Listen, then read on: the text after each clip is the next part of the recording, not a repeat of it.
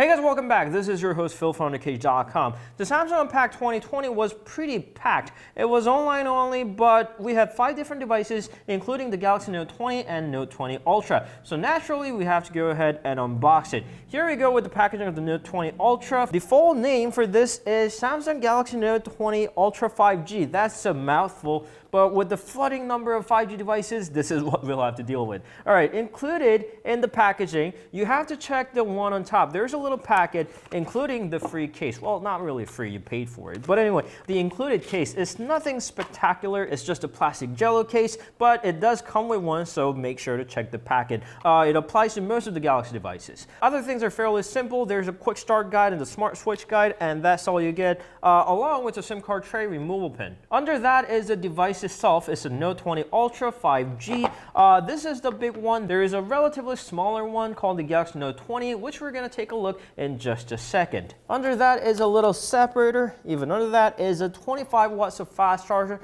On top of that is the USB cable. This is a USB-C to C cable and the 8kg pair of headphones. The phone does not come with the 3.5mm headphone jack, so this pair of headphones comes with the USB-C port, or you can always opt in for the Galaxy Buds Live or any other Bluetooth headsets in that matter. All right, so device itself. As you all know, the Note series has always been sort of refined version of the S series. So this is like a mightier S20 Ultra. But as I said, there are 2 variants. This is the Galaxy Note 20 without the Ultra name scheme. So this is the vanilla Note 20. And first time ever since the Galaxy Note 5, this has the flat panel. There's been a lot of you complaining about the edge panels on a Note-centric device. That is, when you're taking the Note and reach into the edge of the devices, there is the edge screen. So the pen just glides around, making it harder to jot down or draw on that panel. Finally, Samsung listened to you, and the smaller variant has a flat panel. It's not completely flat. It's got 2.5D glass at the edge, but that is negligible. The basic specs are the same. Depending on the region, you either get Exynos 990 or the Snapdragon 865 Plus, and 256GB of storage here in South Korea. And to utilize this powerful chipset, they worked with Microsoft for Project xCloud and Xbox Game Pass that supports as many as 90 titles for now. So you can hook up your Xbox wireless controller and use your 5G or Wi-Fi network to stream those AAA Xbox games without downloading or installing them. But there are a handful of differences as well. The Ultra has 6.9 inches of QHD Plus AMOLED display, and the vanilla Note 20 has 6.7 inches Full HD Plus AMOLED panel. And also the Ultra comes with the latest LTPO panel with up to 120Hz of variable refresh rate, while you're stuck with the 60Hz in the vanilla Note 20. Also, the S Pen now stuck into the left-hand side of the phones. You get as fast as 9 milliseconds on the Note 20 Ultra and 26 milliseconds for the vanilla Note 20. And also there's a microSD card expansion slot on the Ultra and not on the vanilla Note 20.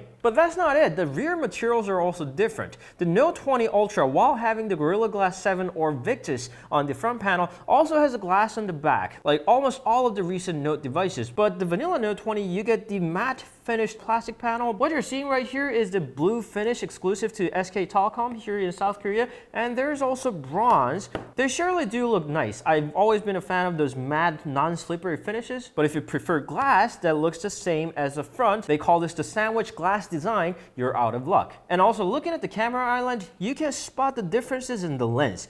The Ultra has 108 megapixels of camera with 12 megapixels wide angle and 12 megapixels of telephoto lens, while the vanilla Note 20 opts in for 12 megapixels of wide angle, that's the main sensor, 12 megapixels of super wide angle, and 64 megapixels of telephoto lens. So on Ultra, you get 5x optical zoom, while you only get 3x on the vanilla Note 20. And also there's a laser autofocus that aids for focusing even in darker areas. The front-facing cameras are the same with 10 megapixels, but get this, they are different in size. The Note 20 has a bigger punch-hole camera hole, thus being more noticeable. They may look like similar devices, but they host a lot more differences than the Note 10 and the Note 10 Plus has had. To unlock the phone, you can use the built-in ultrasonic fingerprint reader. Alright, since the Note 20 Ultra is a more premium and slightly more exciting device, let's start with that. This is a 6.9 inch of QHD Plus AMOLED panel, again with the 120Hz support, but unfortunately you still cannot set it at QHD Plus resolution. You have to tone it down to Full HD Plus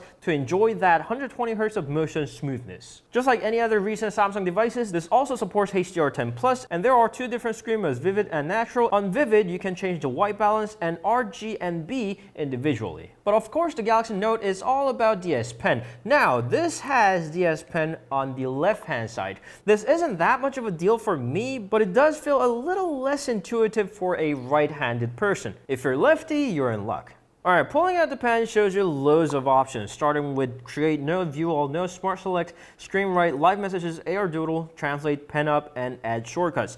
And you can add more, including Bixby Vision, Magnify, Glance, Coloring, and Write on Calendar, or any other app that you want to launch on that little toolbox. Writing on the screen.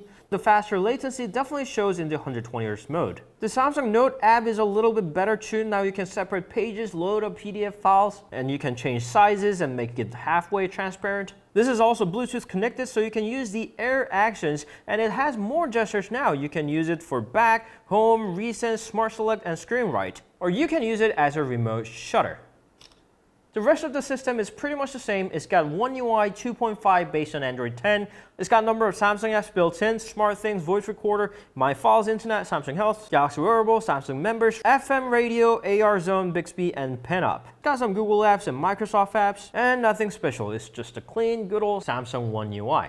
But what actually came to my attention is the size. The Galaxy Note 20 Ultra isn't all that different from the Galaxy Note 10 Plus. It's slightly taller, but it's almost the same in size. But the Note 20, the vanilla Note 20, is as big as the Note 10 Plus and way bigger than the Note 10. I really like how compact the vanilla Note 10 was. The vanilla Note 20 now is as big as the Note 10 Plus, and get this, it's almost as big as the Galaxy S20 Plus. So on this round, you don't get that compact of a device. It's slightly smaller, it's slightly lighter, but not as small as the vanilla Note 10. Oh, and I forgot about this. Both devices, as the latest flagship in 2020, support IP68 weather protection, but cleaning them under flowing water is never suggested. Now, I do want to mention the camera department a little bit. You can double tap on the power key to launch it. The interface looks like this. You can tap on here to opt into full 108 megapixels of resolution. If you don't do that, it's going to do something called a Nona binning. It's going to bin 9 pixels into one to output 16 megapixels of photo with the better details, especially in the low lighting conditions. You can either go ultra wide or go all zoomed in to 5x optical, or 50x if you want to do some digital magic as well, which is lower than the 100x of space zoom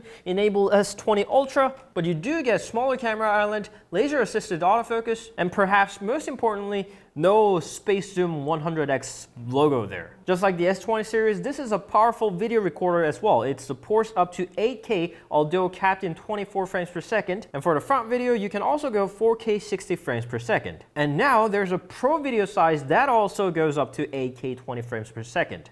And what about the vanilla Note 20? This one also supports high resolution, but in 64 megapixel sense. And it also has a different mechanism. The 108 megapixels on the Ultra is the wide angle, that's the main sensor. But this 64 megapixels is a telephoto lens. So it crops a little and the focus range is different, so you can't get too close. But fortunately, this guy also supports up to 8K 20 frames per second, and rest of the video settings are as powerful as the Note 20 Ultra. One more difference includes the battery capacity. 4300 milliamps for the Note 20 and 4500 milliamps for the Note 20 Ultra. Alright, so that was a quick look on the Samsung Galaxy Note 20 and the Note 20 Ultra. I was kind of surprised to see this many differences on two devices that shares the same family name. The differences are so vast that the Note 20 doesn't really feel like the vanilla Note 20, but like a Note 20 Lite. But then the pricing, although cheaper than the vanilla Note 10, isn't that light. So even though I haven't learned all that much about these devices yet, if you're thinking about pre-ordering device, maybe you want to opt in for the more luxurious, more premium, more feature-packed, especially that 120 Hz display, you might want to go to the Galaxy Note 20 Ultra. These two devices aren't quite the same. Alright, that was a quick look and unboxing on the Galaxy Note 20 and the Note 20 Ultra. If you have any questions, always leave them down in the comment section below. You can always meet us on Instagram and Facebook. We'll see you guys later. Ciao!